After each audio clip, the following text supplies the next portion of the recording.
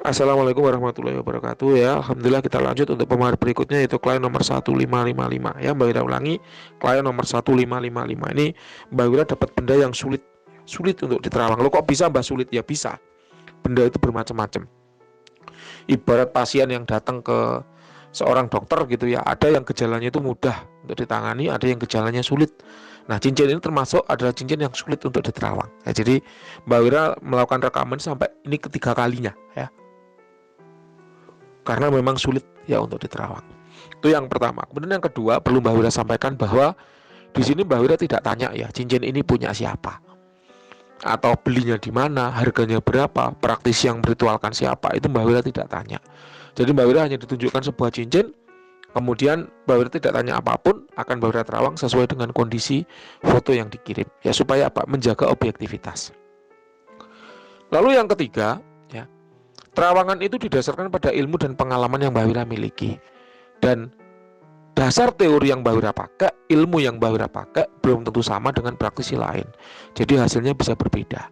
Oleh karenanya, jadikan terawangan itu sebagai sesuatu yang sifatnya menambah wawasan. Oh, sudut pandang Mbak Wira seperti ini loh, gitu loh ya. Jadi bukan kemudian Mbak Wira menjelekkan seseorang atau membaik-baikkan seseorang, enggak. Sifatnya adalah apa? Menurut Mbak Wira seperti ini. Karena terawangannya yang melakukan Mbak Wira. Itu sama seperti kita minta pendapat ya orang lain. Oh, pendapatnya si A begini, B begini, C begini. Nah, masing-masing punya sudut pandang, ilmu, pengalaman, wawasan yang berbeda-beda. Itulah kenapa bisa juga hasilnya berbeda. Paham ya? Oke, kita langsung saja. Sebuah cincin hitam. Mbak Wira menggunakan beberapa metode ya. Yang pertama yaitu metode vibrasi energi. Apa itu? Yaitu suatu metode yang digunakan untuk mengetahui ya energi yang terkandung pada suatu benda. Kenapa? Karena dalam sudut pandang Mbah Wira, tuah itu berjalan karena ada energi atau khodam. Ya. Tuah itu berjalan karena ada energi atau khodam. Ketika suatu benda itu memancarkan vibrasi energi, pesan gurunya Mbah Wira adalah harus ya sebagai seorang praktisi harus bisa membedakan apakah energi tersebut berasal dari energi manusia yang meritualkan, praktisi yang meritualkan, kemudian diinjek ke dalam benda tersebut lalu dikunci dengan metode peranah biasanya, ataukah energi tersebut berasal dari khodam.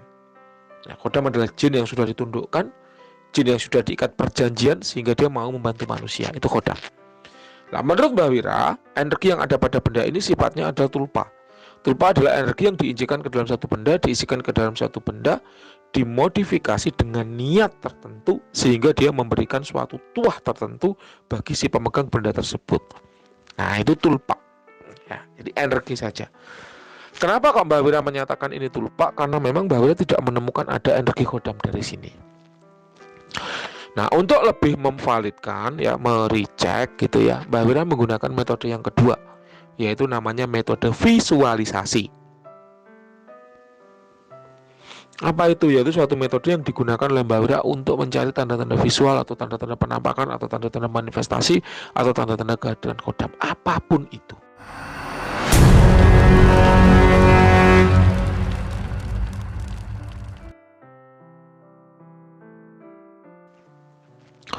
Mbak Wira ngecek lama loh ya, setengah jam lebih. Ini Mbak Wira cek, Mbak Wira amati kok portal ya. Kemudian Mbak Wira telusuri portal tersebut, di dalam portal cuma ada api, nggak ada makhluknya. Ini maksudnya bagaimana? Mbak Wira merenung, mencari jawaban. Nah itu loh ya, susahnya terawangan itu seperti itu. Ya, salah-salah terawangan malah digampar penghuni portal ya, itu juga bisa ya. Makanya kalau ada orang kemudian tanya, Mbah terawangannya berapa? 150.000 mas per satu benda. 100.000 aja boleh nggak? Itu udah langsung Mbak Wira blokir ya. Kenapa? Karena nggak menghargai sulitnya melakukan terawangan. Kalau memang terawangan itu murah boleh ditawar-tawar, Anda boleh melakukan terawangan itu sendiri ya, tidak perlu minta bantuan kepada seorang praktisi gitu loh ya. Ini bukan klien nomor 155 bukan ya. Ini Mbak Wira bahas ya, mengenang betapa sulitnya benda ini, kemudian teringat dengan orang yang suka melakukan ngenyang ya, menawar jasa Mbak Wira. Kita kembali.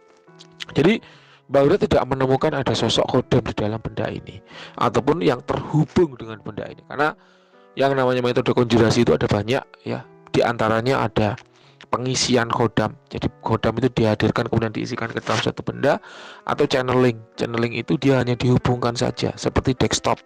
Ya, di desktop itu ada Microsoft Word, tapi Microsoft Word itu sebenarnya nggak ada di desktop, adanya di drive C, tapi bisa diakses melalui desktop. Itulah yang namanya channeling. Ya, channeling. Nah, benda ini menurut Mbak Wira sifatnya channeling. Ya, jadi hanya energi saja, khodamnya nggak ada. Tapi kalau diniatkan oleh si pengguna untuk menghubungi khodam pada dimensi tertentu, itu bisa. Nah, itulah ya. Nah, kita sekarang bicara tuah ya. Jadi energi ini sudah dimodifikasi, sudah disetting, sudah didesain. Untuk apa? Memanggil khodam. Karena memang sifatnya channeling. Jadi begitu si pengguna ini merapal sesuatu, mantra atau niat, bahwa dia ingin menghubungi alam tertentu, realm tertentu, khodam tertentu, maka akan terhubung dan khodam itu akan keluar. Bisa nggak Mbak Wira mencoba menembus portalnya? Nggak bisa, karena portal itu belum terhubung dengan manapun sekarang ini. Gitu ya. Ketika Anda meniatkan ingin menghubungkan dengan sesuatu alam, makhluk, baru itu nanti akan terhubung dan Anda bisa menghadirkan penghuni dari makhluk tersebut. Kalau sekarang belum terhubung dengan manapun, sehingga ketika diterapang buntu. Gitu ya. Nah, karena energi ini bukan makhluk ya, maka tidak ada asal, usia, jenis kelamin, karakter, nggak ada. Cuma memang energinya sifatnya positif dan aktif, besar, energinya besar, sekitar 94.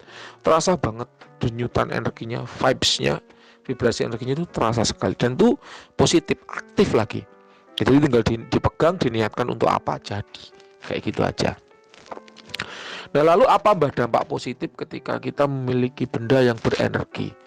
Dampak positifnya adalah nggak usah diafirmasi, maka tuah tetap berjalan. Kenapa? Karena energi itu berpindah melalui konduksi. Ya, jadi ketika bendanya dipakai, dibawa, otomatis tuahnya udah jalan langsung itu. Nah, itu adalah kelebihan dari energi. Yang kedua, energi karena bukan makhluk maka nggak punya kegemaran, nggak punya pantangan, nggak punya perawatan. Namanya saja energi.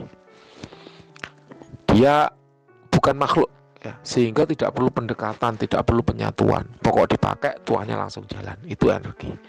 Tapi ada juga kelemahannya. Kalau benda tersebut tidak didesain ya untuk rechargeable, untuk bisa mengecas energinya sendiri, maka dia bisa habis. Ibarat baterai handphone, ya, bisa habis ketika kita pakai. Kapan habisnya?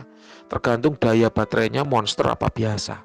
Sama tergantung penggunaannya cuma cukup untuk SMS apa untuk YouTubean, kayak gitu ibaratnya. Jadi ada juga orang yang protes, "Alah, Mbak Wira ini menjelek-jelekan orang aja sukanya. Saya punya benda hanya energi, hanya tulpa, kok udah 1 tahun saya pakai energinya nggak habis-habis." Itu betul.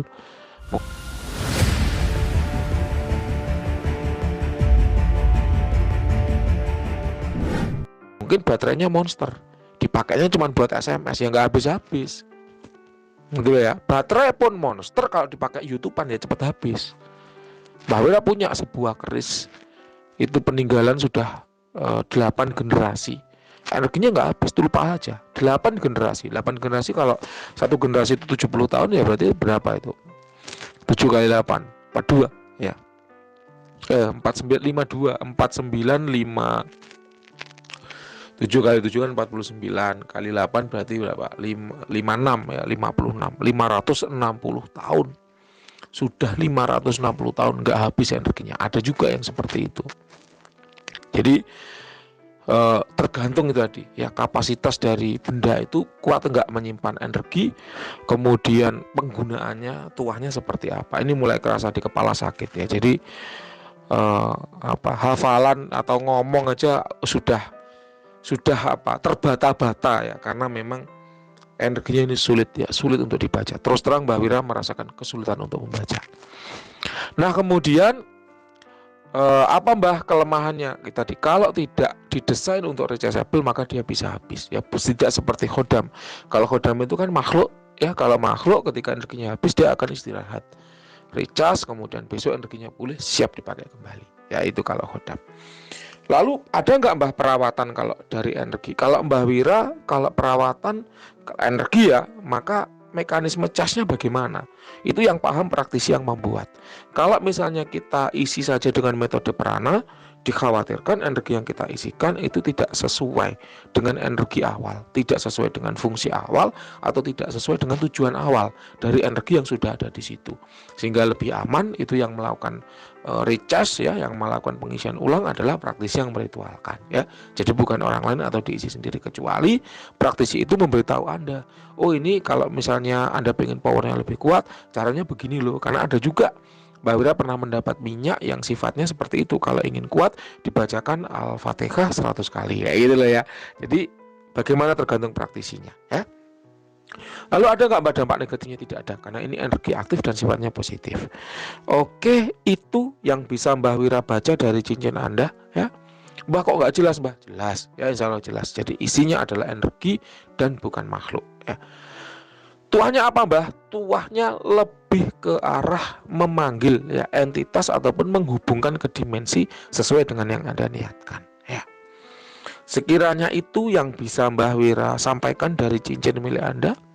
Silahkan kalau ada pengalaman yang ingin diceritakan boleh ya, atau sesuatu yang disampaikan boleh. Kalau misalnya kurang jelas, ada pertanyaan yang ditanyakan juga boleh. Terima kasih, selamat malam.